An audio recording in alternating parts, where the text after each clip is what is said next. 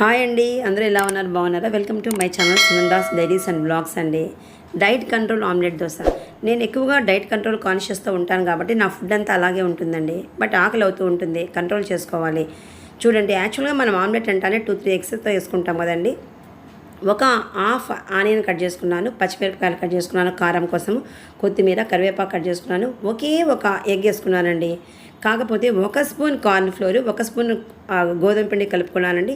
యాక్చువల్గా మనం ఆమ్లెట్లో వాటర్ కలపమండి. ఇందులో మాత్రం మనము వాటర్ కలిపి సాల్ట్ కలుపుకొని అల్లం వెల్లుల్లి పేస్ట్ రుచికి వేసుకొనండి కలుపుకుంటామండి. దోశ బ్యాటర్ లాగా తయారు చేసుకుంటాం. చూడండి, వేసేసుకుంటాము.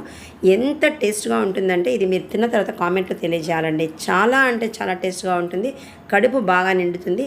మనకు డైట్ అనే కాన్సెప్ట్ మనకి సరిపోతుందండి. రుచిగా కూడా ఉంటుంది, బాగా ఎనర్జెటిక్గా ఉంటుందండి. Please like, share and subscribe my channel. మీకు నచ్చితే కామెంట్ చేయండి.